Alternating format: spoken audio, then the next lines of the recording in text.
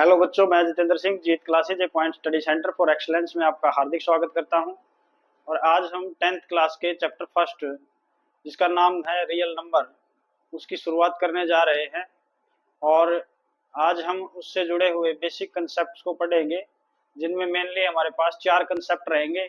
पहला कंसेप्ट रहेगा Euclid division lemma, दूसरा रहेगा यूक्लिड डिवीजन एल्गोरिथम, तीसरा रहेगा फंडामेंटल थ्योरम ऑफ अरिथमेटिक, और एक हमारे अदर इम्पोर्टेंट थ्योरम है जिसको हमें करना है। अगर हम ये 4 टॉपिक्स कर लेते हैं तो हमारा जो फर्स्ट चैप्टर है उसका बेसिक कवर हो जाता है। और इनकी मदद से हम जितनी भी प्रॉब्लम्स फर्स्ट चैप्टर के अंदर जुड़ी हुई हैं या फर्स्ट चैप्टर के अंदर दी हुई है उनको हम सोल्व कर पाएंगे। तो देखिए, सबसे पहले मैं आपको बता दूं कि रियल नंबर्स जो है वो हमने पढ़ भी रखे हैं 9th क्लास तक। रियल नंबर 2 प्रकार के होते हैं। पहला होता है हमारा रेशनल नंबर, और सेकंड वन हमारा होता है इरेशनल नंबर। दोनों में अंतर का भी पता है हमें। पहला अंतर क्या था? पहला अंतर था कि इसको हम p बाई क्यू की फॉर्म में लिख सकते हैं, where q not equal to 0 होता है। और इसको हम p बाई क्यू की फॉर्म में नहीं लिख सकते, where q not equal to 0 होता है। दूसरी कंडीशन क्या थी हमारी कि अगर स्क्वायर रूट के अंदर कोई परफेक्ट स्क्वायर नंबर आए, तो हम उसको बोलते हैं कि वो रियल नंबर है। और अगर स्क्वायर रूट के अंदर आए not a perfect square number,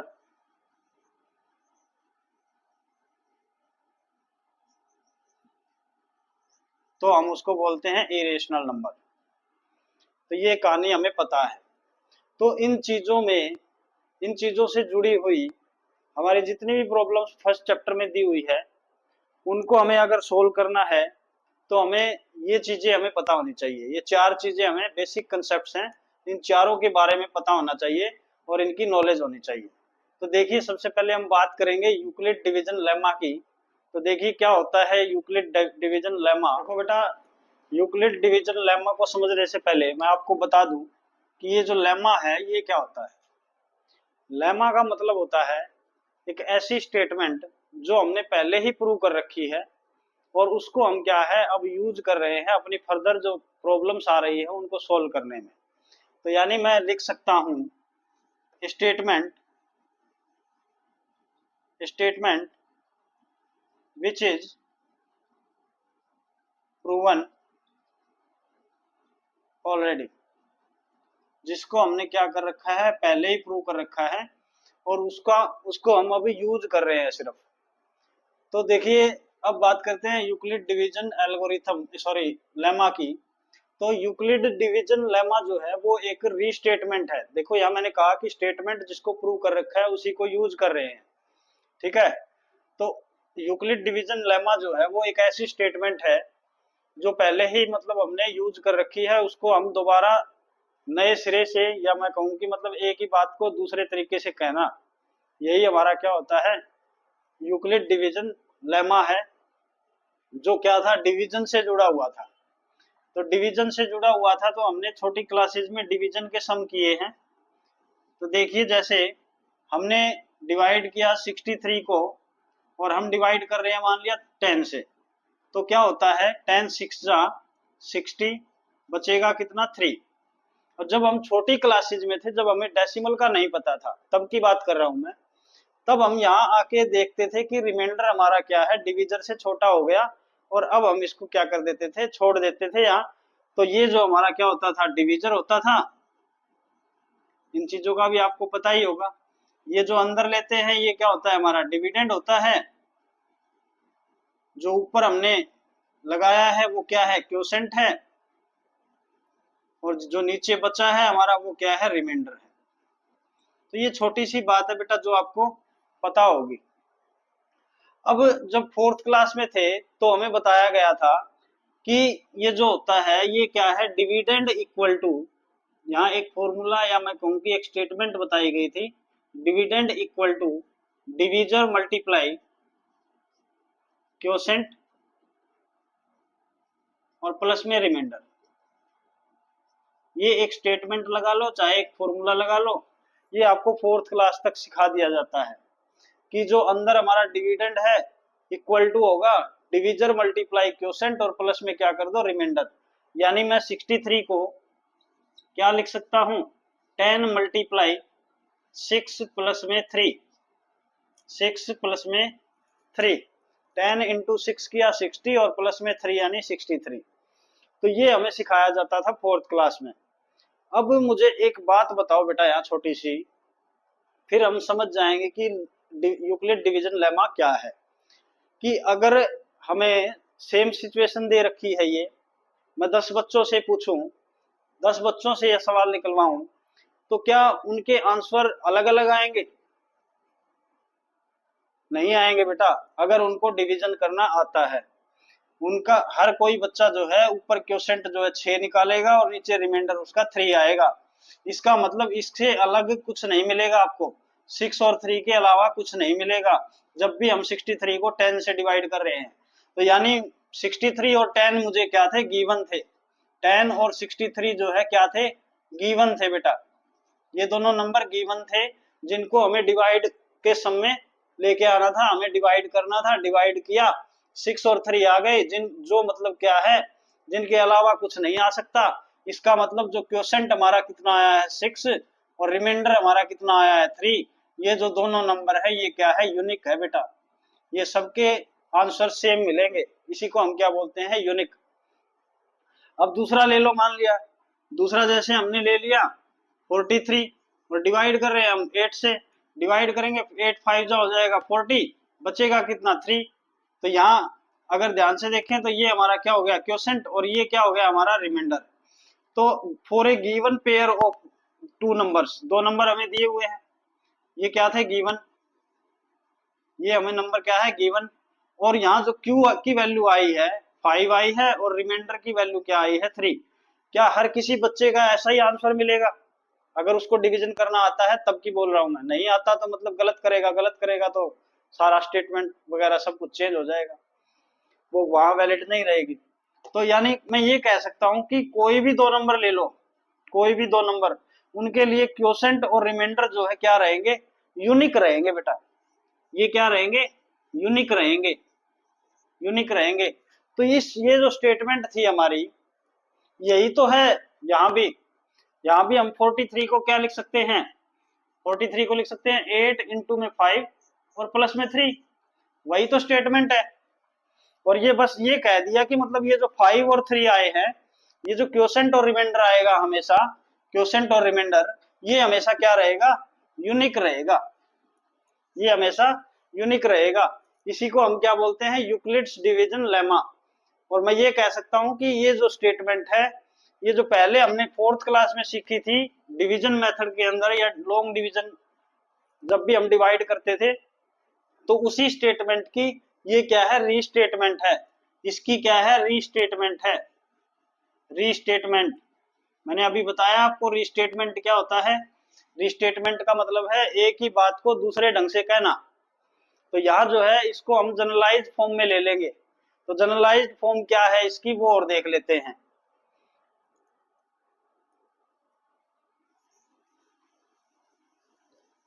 तो जनरलाइज्ड फॉर्म में हमें यहाँ कोई नंबर नहीं दिया होगा, हमें कोई 2 नंबर मान के चलने हैं। तो जब मानने की बात हो तो हम कुछ सिंबल्स का यूज कर सकते हैं। और सिंबल कौन से लेते हैं मैथमेटिक्स में, अल्फाबेट। अल्फाबेट मान लिया मैंने अभी कहा आपसे, for a given pair of, for a given pair of, given pair of 2 positive integers, positive integers, there exist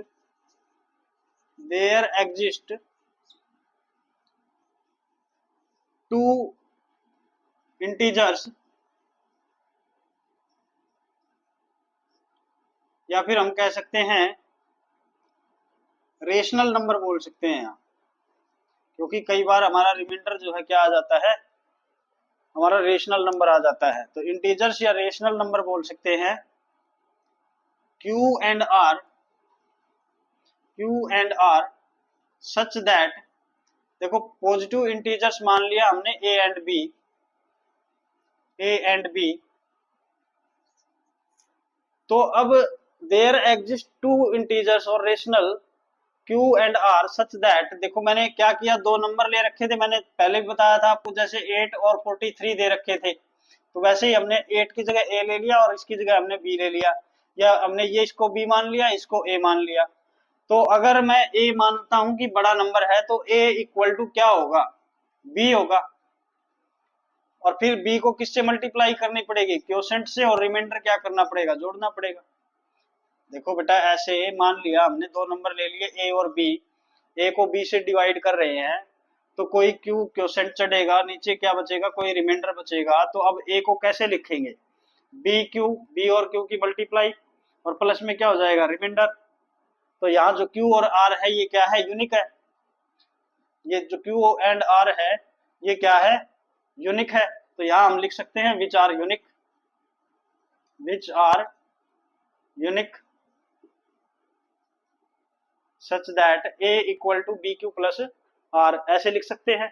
अब जो ये Q और R है ये क्या है, हमारे पहली बात तो यूनिक है, और R जो होगा, यहाँ R की बात है बेटा, R जो है वो खास बात है, आपको पता होना चाहिए कि R कितना होगा।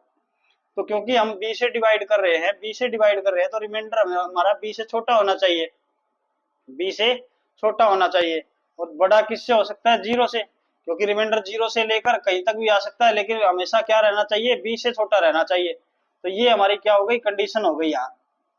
तो ये हमारी क्या है, रीस्टेटमेंट, या मैं कहूँ कि यूक्लिड डिवीजन लेमा है, या फिर मैं कहूँ कि dividend equal to divisor multiply quotient plus में रिमाइंडर जो है, यही हमारी यूक्लिड डिवीजन लेमा है। तो इसका यूज हम किस में करते हैं, इसका यूज हम HCF निकालने में करते हैं। HCF कैसे निकलता है उसकी बात करेंगे हम एक्सरसाइज में। तो अब चलते थोड़ा सा आगे।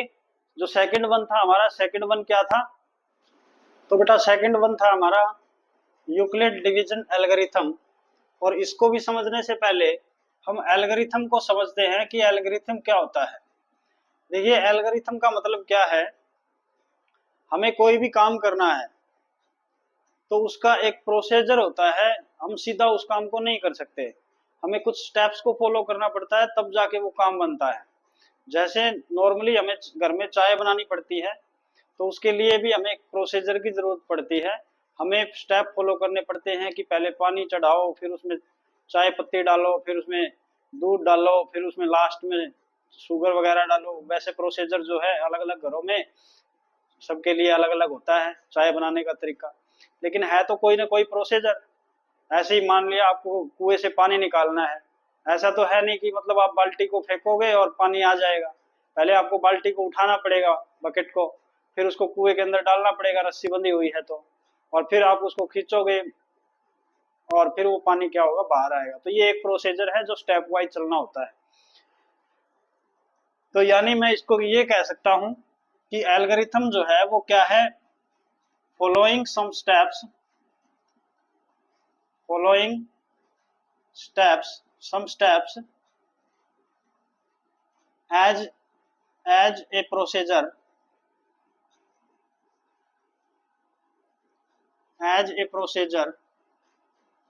to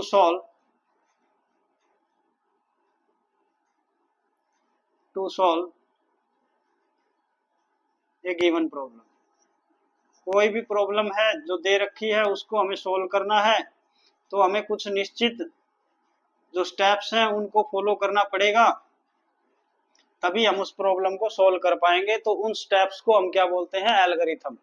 जैसे हम ये भी कह सकते हैं कि जैसे मान लिया आपको कोई वीडियो फोन में देखनी है, तो ऐसा नहीं है कि आपने फोन को लात मारी और वो चल पड़ा और वीडियो आपको दिखा दी, ऐसा नहीं होता। पहले आपको फोन उठाना पड़ेगा, फिर उसका लॉक जो है उसको अनलॉक करना पड़ेगा, फिर आप उसके अंदर जो भी ऐप आप यूज कर रहे हैं उस ऐप में जाना पड़ेगा, फिर आपको वो वीडियो मिलेगी, उसके ऊपर क्लिक करेंगे तब जाके वो वीडियो क्या होगी, प्ले होगी। तो बेटा ऐसे ही क्या है, हमारी मैथ के अंदर होता है यूक्लिड डिवीजन एल्गोरिथम। एल्गोरिथम का मतलब मैंने बता दिया कि कुछ स्टेप्स हैं जो हमें फॉलो करने पड़ते हैं कोई भी प्रॉब्लम हमें जो दे रखी है उसको सोल्व करने के लिए। तो यूक्लिड डिवीजन एल्गोरिथम क्या है, अब वो समझते हैं। हमने थोड़ी देर पहले बात की थी कि यूक्लिड डिवीजन लेमा क्या होता है। वो स्टेटमेंट थी हमारी, dividend equal to divisor multiply quotient plus R. तो वही स्टेटमेंट है, उसी स्टेटमेंट को हमें बार बार यूज करना है। स्टेप्स बोला है, स्टेप्स में फॉलो करना है, तो उन्हीं उसी स्टेटमेंट को हमें क्या करना है, यूज करना है to find HCF of two given number. To find HCF of two given number, कोई भी दो नंबर हमें दिए हों उनका हमें HCF निकालना है। किसका यूज करके निकालना है, यूक्लिड डिवीजन लेमा का यूज करके। तो उसी को हम क्या बोलते हैं, यूक्लिड डिवीजन एल्गोरिथम बोलते हैं। ये भी एक रीस्टेटमेंट बोल सकते हो आप, जो 4th क्लास में या 5th क्लास में HCF निकलवाया जाता है, सिखाया जाता है बाय लॉन्ग डिवीजन मेथड, जिसको हरियाणा में क्या बोलते हैं, लगड़ा बाग बोलते हैं। तो उसी का यूज करना है हमें और HCF निकालना है। तो देखिए जैसे मान लेते हैं हमारे पास कोई दो नंबर है, मैंने कहा दो गिवन नंबर है। जैसे हमारे पास कोई दो नंबर है, एक हमें दिया हुआ है 210 और दूसरा दिया हुआ है 55, हमें इनका HCF कैलकुलेट करके देना है, ये हमारी प्रॉब्लम है। और हमें यूक्लिड डिवीजन एल्गोरिथम, वैसे तो HCF निकालने के दो तीन तरीके होते हैं, यहाँ हमें यूक्लिड डिवीजन एल्गोरिथम का यूज करना है अगर बोल रखा है तो देखिए क्या है, हम क्या करते हैं उसमें, सबसे पहले देखते हैं बड़ा नंबर कौन सा है, छोटा कौन सा है। तो ये हो गया हमारा बड़ा नंबर और ये हो गया हमारा छोटा नंबर। फिर क्या करते हैं, बड़े नंबर को अंदर और छोटे नंबर को बाहर, यानी 55 बाहर और 210 अंदर। अब हम इसको क्या करते हैं, डिवाइड करते हैं। तो जब डिवाइड करेंगे तो यानी हमें दिख रहा है कि 4 पे ज्यादा हो जाएगा तो 3 पे चलेगा।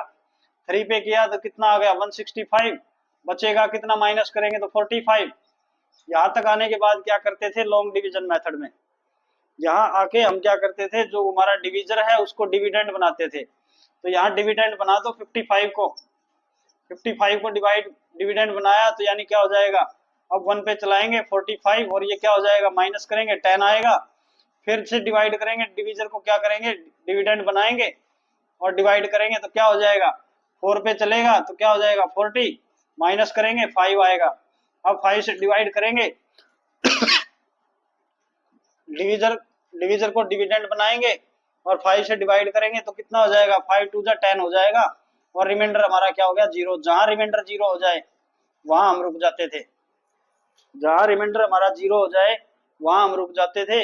और जो ये हमारा 5 डिविजर जिससे डिवाइड कर रहे थे तब हमारा रिमाइंडर क्या आया है 0, तो वो हमारा जो है HCF होता था। तब हमारा वो क्या होता था, HCF होता था। यानी इनका HCF जो है हमारा क्या आएगा, 5 आएगा। तो ये तो था हमारा लॉन्ग डिवीजन मेथड। उसी की रीस्टेटमेंट क्या है बेटा, यूक्लिड डिवीजन एल्गोरिथम है। अब इन्हीं स्टेप्स को हमें क्या करके लिखना है, लेमा लगाना है, यूक्लिड्स डिवीजन लेमा का यूज करना है। तो उसका यूज करेंगे, अभी देखो कैसे करेंगे।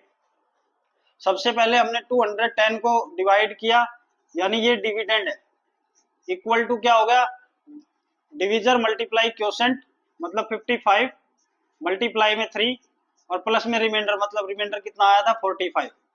तो ये हो गया हमारा पहला स्टेप, स्टेप नंबर 1। फिर दूसरे, यहां तक अब इसको भूल जाओ, दूसरा स्टेप चेक करो। दूसरे स्टेप में क्या है, डिविडेंड हमारा 55 और 45 हमारा क्या है डिविजर। तो यानी मैं क्या लिख दूंगा, 55 इक्वल टू 45 मल्टीप्लाई में किया था 1 प्लस में कितना आया 10।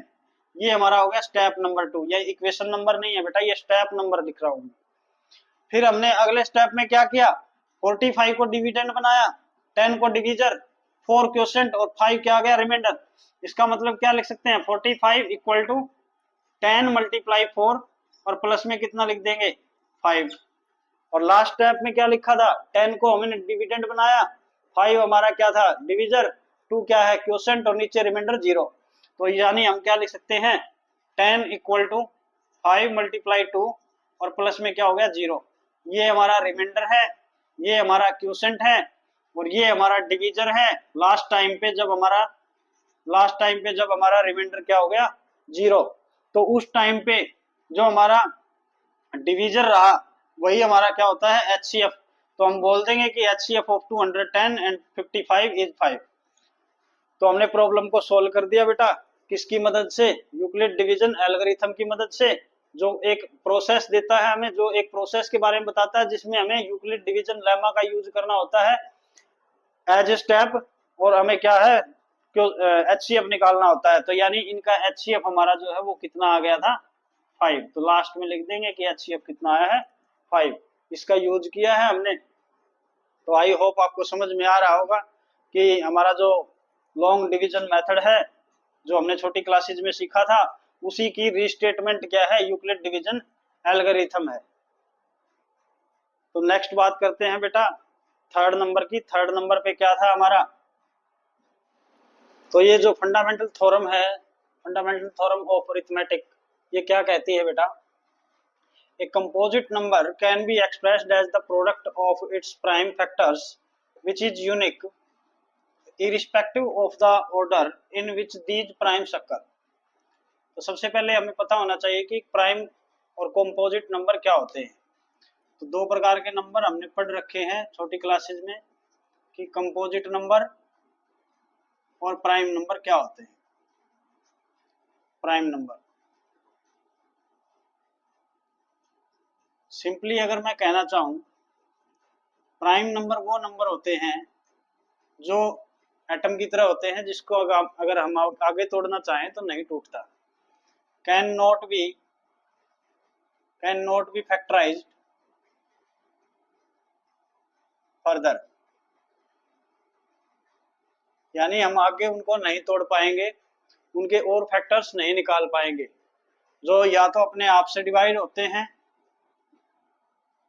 और या फिर 1 से डिवाइड होते हैं। ये हमने कर रखी है बात। या फिर मैं कहूं कि मतलब उसके क्या है, एग्जैक्टली 2 फैक्टर है, एग्जैक्टली हैविंग एग्जैक्टली 2 फैक्टर्स। ऐसे नंबर्स को हमने क्या बोला था, प्राइम फैक्टर्स बोला था बेटा, प्राइम नंबर सॉरी। अब बात है कंपोजिट नंबर की। कंपोजिट नंबर कौन से नंबर होते हैं जिनको हम आगे तोड़ पाए, या फिर मैं ये कहूं कि जिसके फैक्टर्स कम से कम 3 फैक्टर्स हों, यानी मिनिमम 3 फैक्टर्स, मिनिमम 3 फैक्टर्स। और हम इनको, इसने कहा कि कंपोजिट नंबर जो है, एक कंपोजिट नंबर जो है can be expressed as the product of its prime factors which is unique. तो इसको समझते हैं बेटा। देखो कोई भी कंपोजिट नंबर ले लो, उसको फैक्टराइज करेंगे, वो फैक्टराइज हो जाएगा या नहीं होगा, क्योंकि वो कंपोजिट है। तो कंपोजिट नंबर तो आगे डिवाइड होता है अपने फैक्टर्स से, तो इसका मतलब ये हुआ कि हम उसको आगे तोड़ सकते हैं, आगे उसको फैक्टराइज कर सकते हैं। जैसे हमने छोटी क्लासेज में किया था फैक्टराइजेशन मेथड से सॉल्व किया था फैक्टराइज को। तो एक कंपोजिट नंबर ले लेते हैं, जैसे हमने ले लिया 156 और इसको हम फैक्टराइज करना चाहते हैं, तो हमने कैसे किया था। देखो काफी सारे मेथड्स होते हैं, फैक्टराइज करना है हमें, तोड़ना है, तो 156 को ऐसे लिखेंगे और डिवाइड करेंगे। तो ये सबसे पहले लास्ट डिजिट 6 है तो 2 से डिवाइड होगा, 2 7 जा और 2 8 जा, फिर 2 से करेंगे तो कितना हो जाएगा, 2 3 जा और 2 9 जा। अब ये 2 से होगा नहीं होगा, तो या अब किससे होगा, 3 से होगा, क्योंकि 9 + 3 कितना हो गया, 12 हो गया, और 12 3 से डिवाइड होता है, तो यानी ये 39 भी डिवाइड हो जाएगा। तो ये कितना आ जाएगा 13। अब आगे इसको सोल्व करेंगे तो 13 1 जा 13।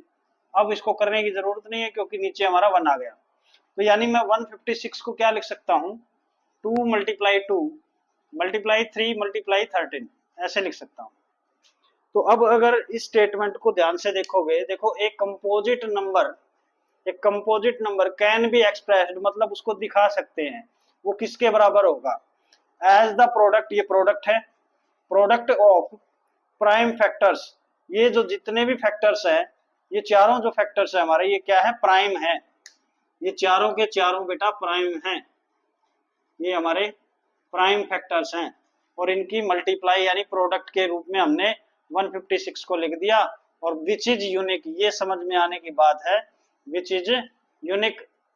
यूनिक शब्द का मतलब मैंने बताया था कि चाहे आप 10 बच्चों से एक क्वेश्चन निकलवा लो, उनसे मतलब ये 156 को फैक्टराइज करवा लो, सेम फैक्टर आएंगे, इनके अलावा कुछ नहीं आएगा। हाँ, irrespective of the order in which these primes occur, ये भी बात समझ में आनी चाहिए कि इनका ऑर्डर जो है वो चेंज हो सकता है, कोई दिक्कत नहीं है, लेकिन फैक्टर यही आएंगे सिर्फ। फैक्टर जो है दो बार आएगा, एक बार 3 आएगा, और 13 जो है वो भी एक बार आएगा। तो ये जो है ये क्या है, यूनिक है। अब यहाँ क्या आप इसको फैक्टराइज कर रहे हैं, कहीं 5 आ सकता है क्या, 7 आ सकता है क्या, 9 11 कुछ आ सकता है क्या, और नहीं आ सकता, क्योंकि हम फैक्टराइज जब करते हैं तो हम डिविजिबिलिटी टेस्ट का यूज करते हैं, और उसमें कहीं भी वो बात फिट नहीं हुई कि मतलब यहाँ 7 आ जाए या 5 आ जाए या 11 आ जाए। इन्हीं प्राइम फैक्टर्स की जो डिविजिबिलिटी थी वो काम कर रही थी, तो हमने इनको लगा दिया। तो बेटा बात ध्यान से सुनो पहले, कि जो ये जो क्वेश्चंस हैं इनको सोल्व करने से पहले आपको डिविजिबिलिटी टेस्ट 2 से लेके 11 तक, यानी 2 to 11 आपको डिविजिबिलिटी टेस्ट आने चाहिए। ये मैं आपको एक पर्सनल एडवाइस दे रहा हूँ, क्योंकि इनके बगैर आप फैक्टराइज नहीं कर पाएंगे, और फैक्टराइज नहीं कर पाएंगे तो क्वेश्चंस को सोल्व नहीं कर पाएंगे। तो आपको सबसे पहले डिविजिबिलिटी टेस्ट सीख लेने चाहिए, अगर आते हैं तो बहुत अच्छी बात है। तो ये मैंने, मेरी जो बात है वो क्या थी, कंपोजिट नंबर, कोई भी कंपोजिट नंबर है उसको हम as a product of its prime factors की फॉर्म में लिख सकते हैं, जो क्या है, यूनिक है, यही रहेंगे। आगे पीछे लिख सकते हो, देखो जैसे मान लिया किसी बच्चे ने आंसर ये दे दिया, कोई बच्चा ये भी दे सकता है 2 इंटू 3 इंटू 2 इंटू में 13, और किसी को अगर 13 की टेबल आती है और वो बता सकता है कि ये 13 से डिवाइड हो रहा है, हो सकता है उसने पहले ही 13 से डिवाइड किया हो, फिर 2 से किया हो, फिर 3 से किया हो, फिर 2 से किया हो, या फिर हो सकता है पहले 2 से किया हो, फिर 13 से किया हो, फिर 2 से किया हो, फिर 13 से किया हो। तो ऐसे हम क्या कर सकते हैं, बहुत सारे वेज हैं हमारे पास जिनसे हम एक ही नंबर को, एक ही कंपोजिट नंबर को एक्सप्रेस कर सकते हैं। और ये जो प्रोडक्ट है, प्रोडक्ट जो फैक्टर्स की है वो क्या रहेगी, यूनिक रहेगी, वो चेंज नहीं होगा। चेंज क्या हो सकता है, चेंज हो सकता है बेटा ऑर्डर, चेंज ऑर्डर हो सकता है, आगे पीछे लिख सकते हैं, लेकिन प्राइम फैक्टर जो है वो क्या रहेंगे, सेम रहेंगे, इनके अलावा कुछ भी यूज नहीं करेंगे हम। इसी को हम क्या बोलते हैं, यूनिकनेस भी बोलते हैं, uniqueness, uniqueness of fundamental theorem,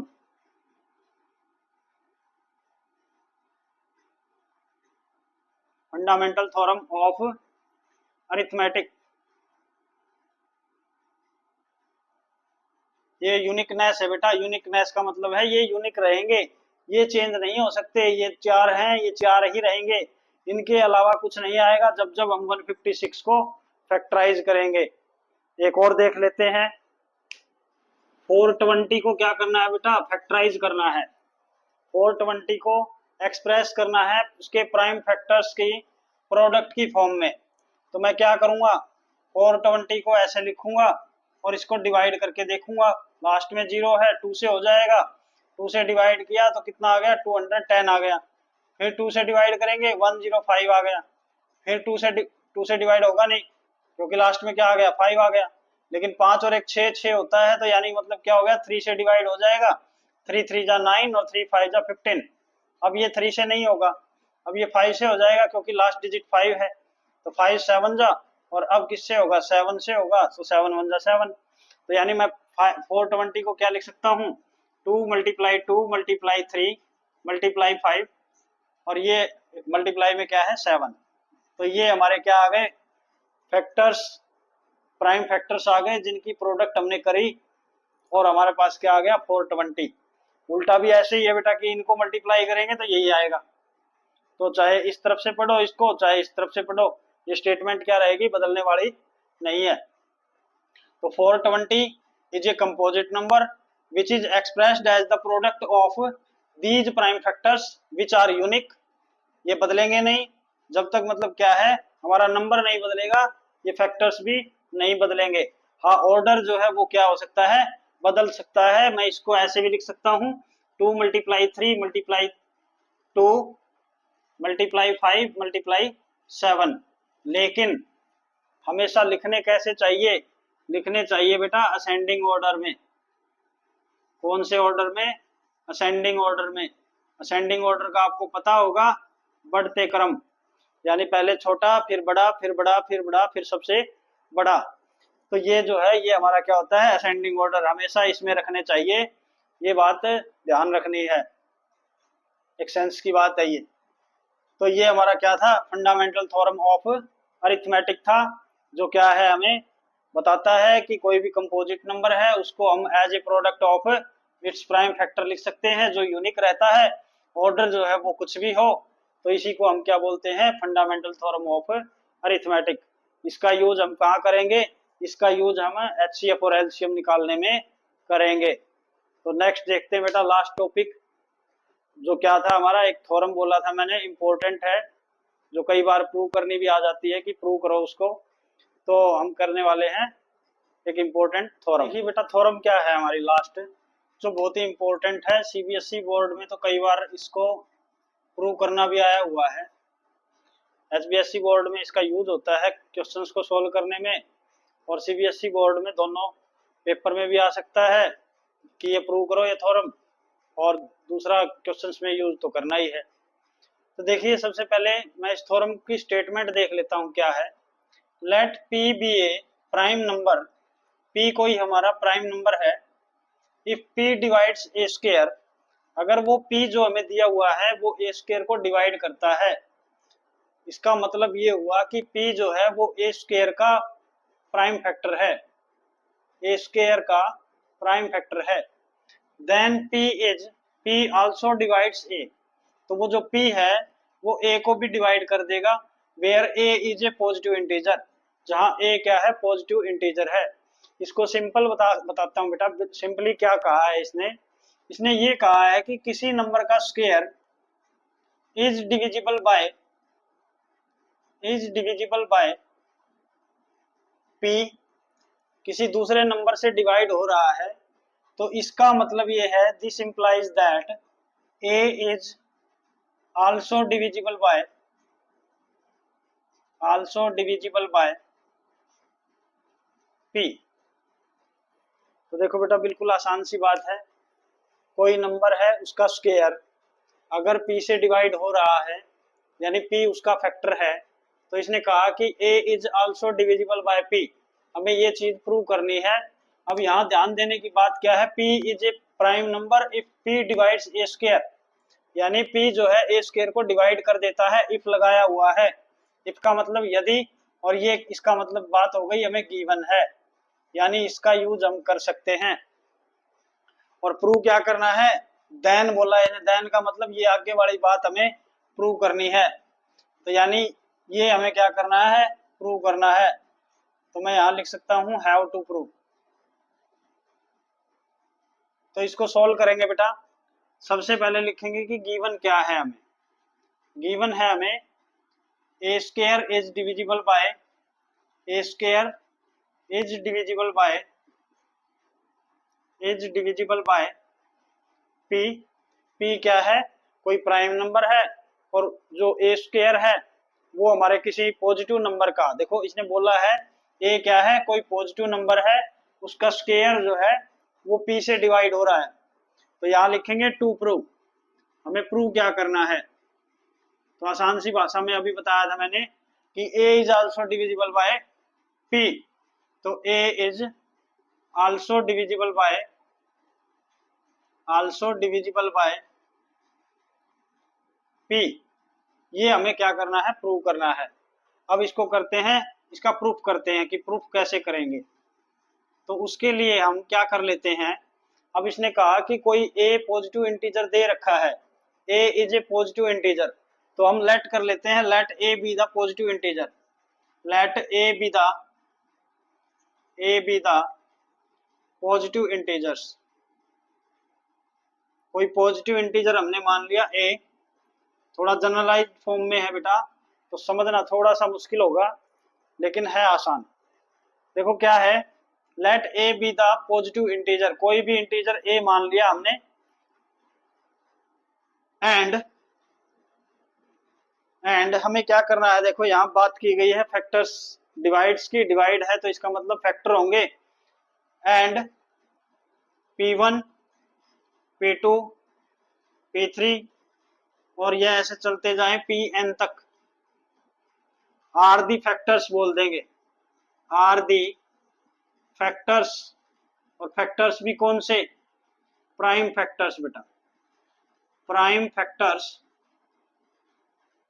prime factors of this a के प्राइम फैक्टर मान लिया हमने ये, then a can be written as, then तो मैं क्या कह सकता हूं, then a can be written as, क्या लिख सकते हैं बेटा इसको, written as by fundamental theorem of arithmetic, अभी थोड़ी देर पहले किया था हमने, किसी भी नंबर को उसकी प्राइम फैक्टर्स की प्रोडक्ट की फॉर्म में हम एक्सप्रेस कर सकते हैं। इसका मतलब हम इस ए को कैसे लिख सकते हैं, a equal to P1 multiply P2, multiply के लिए मैं डॉट का यूज कर रहा हूं, P2 multiply P3 multiply P4 multiply ऐसे ही चलता जाएगा और लास्ट में क्या आ जाएगा, Pn। सारे जो हमारे प्राइम फैक्टर्स थे उनको हमने क्या कर दिया, मल्टीप्लाई कर दिया, तो हमारा क्या आ गया, ए आ गया, क्योंकि ये इसके क्या थे, प्राइम फैक्टर्स थे। तो बिल्कुल आसान हो गया। अब हम यहाँ क्या है, एक स्टेप करेंगे, स्केयर कर देंगे दोनों तरफ, स्केयरिंग बोथ साइड्स, दोनों तरफ स्केयर कर दो बेटा। स्केयर करेंगे, इधर क्या होगा, ए स्केयर आएगा, इधर इन सबका स्केयर करेंगे, मल्टीप्लाई में है, मल्टीप्लाई में जब भी कोई दो नंबर है ए और बी और उनका हमें स्केयर करना है तो बेटा बिल्कुल आसान होता है, एक्सपोनेंट का जो रूल है वो लगा देंगे, ए स्केयर मल्टीप्लाई बी स्केयर आ जाएगा। तो यानी इन सब का स्केयर हो जाना है, तो यानी क्या हो जाएगा, P1 का स्केयर इंटू में P2 का स्केयर इंटू में P3 का स्केयर, और ऐसे ही चलता जाएगा Pn का स्केयर तक, सारे मल्टीप्लाई में है ये। अब यहाँ से एक चीज का नोट करनी है बेटा, बिल्कुल छोटी सी बात है, अगर वो समझ में आ गई तो हमें क्वेश्चन समझ में आ जाएगा। यहाँ तक आई होप आपको समझ में आ रहा होगा। हमने कुछ नहीं किया, हमें दिया हुआ था कि P क्या था, प्राइम नंबर, और P जो है ए स्क्वायर को डिवाइड कर रहा है, then P also divides a, ये हमें प्रूव करना है, where a is a positive integer. तो गिवन में हमने लिखा कि ए स्क्वायर जो है P से डिवाइड हो रहा है, और हमें प्रूव क्या करना है, a is also divisible by P। तो हमने क्या कर लिया, हमने मान लिया let a be a positive integer and P1 P2 P3 Pn तक ये जो है इसके क्या है, प्राइम फैक्टर्स। तो ए को हम कैसे लिख सकते हैं, ए को हम ऐसे लिख सकते हैं, a equal to P1 dot P2 dot P3 dot P4, ये क्या थी हमारी फंडामेंटल थ्योरम ऑफ अरिथमेटिक थी बेटा। अब हमने क्या कर दिया, स्केयरिंग लगा दी, दोनों तरफ हमने स्केयर कर दिया, तो यहां से ए स्केयर इक्वल टू क्या हो गया, हर किसी का स्केयर हो जाएगा, क्योंकि मल्टीप्लाई में है, कोई दिक्कत नहीं आएगी, कोई फॉर्मूला वगैरह लगाने की ज्यादा जरूरत नहीं है, सिर्फ एक्सपोनेंट पावर हमें यूज करनी है। तो अब यहां से देखो क्या है, यहां से मेरी एक बात क्लियर है कि ए स्केयर का जो फैक्टर है वो P1 P2 P3 Pn ये सभी हैं। क्या P1 का स्केयर इसका प्राइम फैक्टर है? यहां से हमें ये बात अगर समझ में आ गई तो बात बन जाएगी बेटा, P1 का स्केयर इसका प्राइम फैक्टर है क्या? नहीं समझ में आया? जैसे मान लिया मैंने लिखा 14 इक्वल टू 2 मल्टीप्लाई 7 और दोनों तरफ मैंने स्केयर कर दिया, तो ये हो जाएगा 196, या फिर मैं लिख सकता हूँ 14 का स्केयर इक्वल टू ये हो जाएगा 2 का स्केयर 4 और इंटू में 7 का स्केयर 49, ये हो गए। तो क्या ये जो 196 आया हमारा इसका प्राइम फैक्टर है क्या? ये 2 का स्केयर तो 4 होता है, 4 प्राइम थोड़े होता है, प्राइम वो तो कंपोजिट होता है बेटा। 2 का स्केयर जो है वो तो क्या है, 4 है, 4 क्या होता है, कंपोजिट होता है, ना कि एक प्राइम। तो यानी 196 यानी ए स्केयर हो गया हमारा, इससे कंपेयर करो, ये ए स्केयर हो गया, ये P1 का स्केयर जो है 2 का स्केयर हो गया, तो 2 का स्केयर जो है वो इसका प्राइम फैक्टर नहीं है। उसी तरह P1 का स्केयर जो है वो इसका प्राइम फैक्टर नहीं है, P1 का स्केयर जो है वो इसका प्राइम फैक्टर नहीं है। और ये जो P1 P2 P3 है इनकी जगह हम क्या ले लेते हैं, कोई एक P मान लेते हैं। तो यहां से मैं ये कह सकता हूं, ये हमारी क्या है, फंडामेंटल थ्योरम ऑफ यूनिकनेस है, कि ए स्केयर जो है ए स्क्वायर जो है has has a prime factor, has a prime factor factor p, not p square. P square नहीं है बेटा प्राइम फैक्टर। प्राइम फैक्टर कौन है? पी प्राइम फैक्टर है।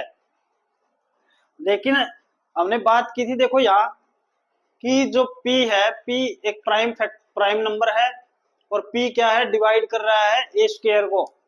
और जो ए है वो क्या था हमारा, ए था हमारा P1 P2 P3, यानी मतलब ए का प्राइम फैक्टर कौन है, ए का प्राइम फैक्टर कौन है, ए का प्राइम फैक्टर कोई भी पी है। तो a square has a prime factor of prime factor p, not p square. तो इसका मीनिंग निकाल लो और जो मैंने अभी बोली बात उसका निकाल लो। तो a square has a prime factor p, not p square, इसका मतलब a square is divisible by, is divisible by, is divisible by p, not p square. बेटा पी स्क्वायर से डिवाइड, वो तो प्राइम फैक्टर नहीं है, उसको नहीं देखना हमें। A square is divisible by p. लेकिन ये जो पी है ये तो प्राइम फैक्टर किसका था, ए का था बेटा, ए के प्राइम फैक्टर थे ये।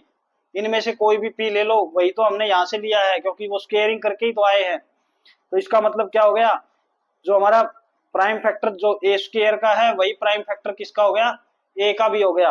तो मैं यहां से क्या लिख सकता हूं, तो मैं यहां से लिख सकता हूं, this implies that A also has, A also has a prime factor P, prime factor P. और प्राइम फैक्टर वो होता है बेटा जिससे वो डिवाइड हो जाए। तो इसका मतलब मैं ये लिख सकता हूं कि a is also divisible by, a is also divisible by, divisible by p. ये थी बेटा छोटी सी थ्योरम जो बिल्कुल आसान है। थोड़ा सा मतलब आपको लगेगा मुश्किल क्योंकि आपने अब तक जनरलाइज फॉर्म नहीं पढ़ी है किसी भी चीज की। ये क्या है, जनरलाइज फॉर्म है। तो थ्योरम क्या थी, let p be a prime number if p divides a square then p divides a where a is a positive integer. ये हमें दिया हुआ था, इसका मीनिंग निकाला हमने। तो क्या था, a square is divisible by p given था। टू प्रूव में क्या करना था हमें, a is also divisible by p, a जो है पी से डिवाइड होगा, ये हमें प्रूव करना था।